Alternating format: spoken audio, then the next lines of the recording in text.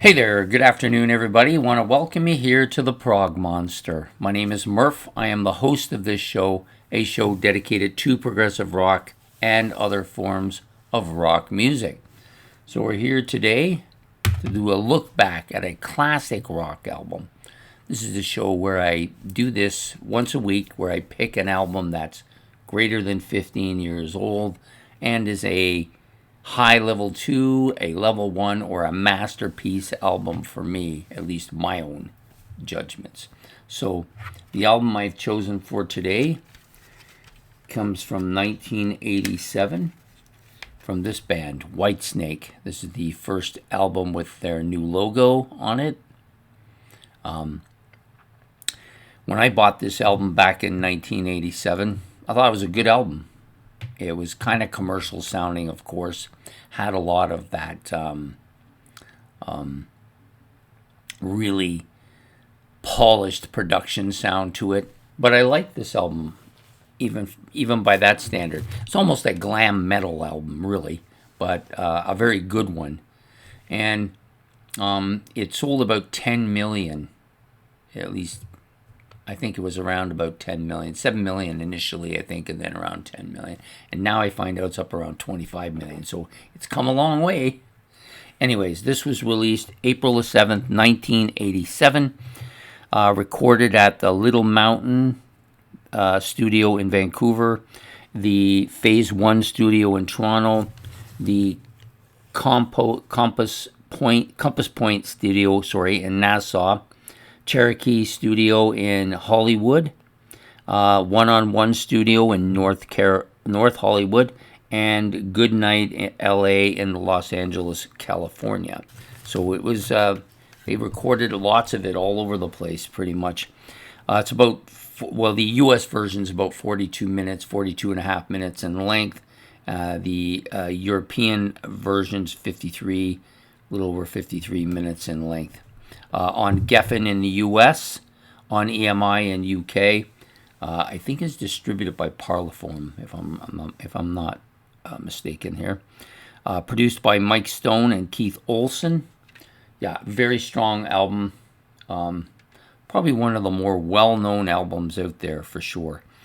Features on this Whitesnake, David Coverdale on vocals, John Sykes on guitar and backing vocals, Neil Murray on bass, Ainsley Dunsbar on drums and percussion, and Don Airey on keyboards. In addition to that, there were some other musicians who performed bits and pieces on the album as well. Bill Como on keyboards. Adrian Vanderberg played guitar. He did the solo on Here I Go Again. Danny Huff did the guitar on Here I Go Again for the radio mix only. Denny Carmassi, however you want to say it, played drums on Here I Go Again on the radio mix. You've got Vivian Campbell also doing a guitar solo here on Gimme All Your Love.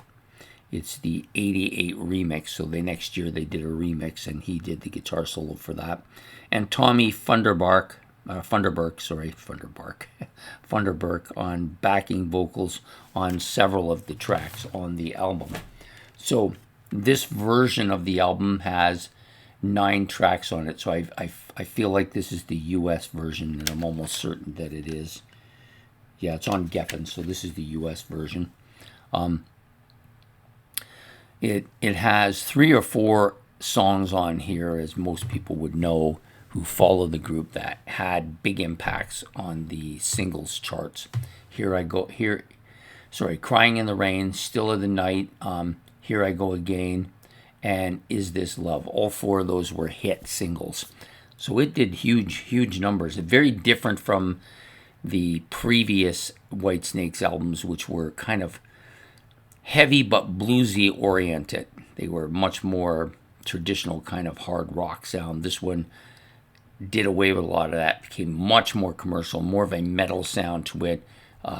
Ripping guitar solos, just really strong that way. You got Crying in the Rain, which starts it out kind of a nice heavy riff.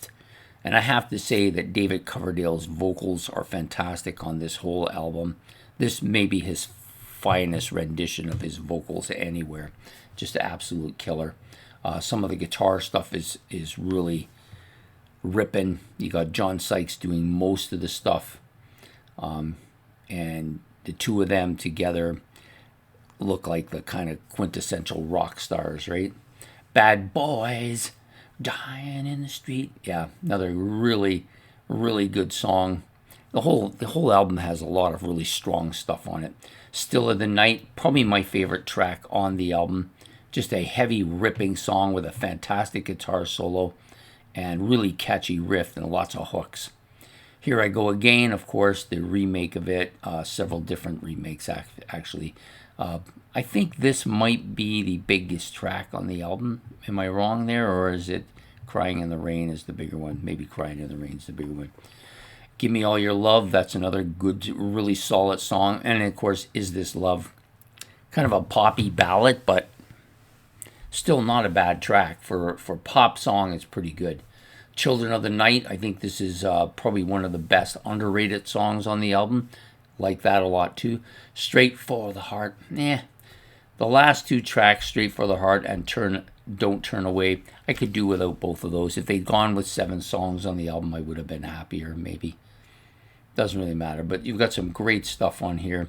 And some legendary people here, Coverdale, Sykes, Murray, and Dunbar, all well known in the metal industry. So there you have it. That's the album for today.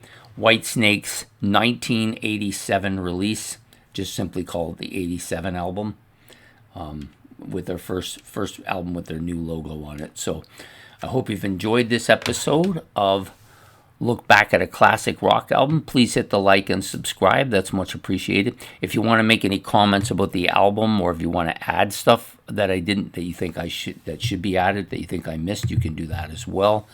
Or if you want to pick your favorite song on the album, or talk about any aspect of it, or if you like the guitar by Sykes or Vanderberg or one of the other guys who played in, I think Vivian Campbell. Yeah, Vivian Campbell was on there too. You can talk about that. Whatever you want to talk about, you put that in the comment section. I'll try to have a discussion with you. If it's just a comment, that's fine. If you want to ask a question, you can do that as well. And you can leave all that in the comment section below. And we will be back next Monday night with another look back at another classic rock album. Have yourself a good one. Take care. From Prog Monster and from Frog Monster, have a good day.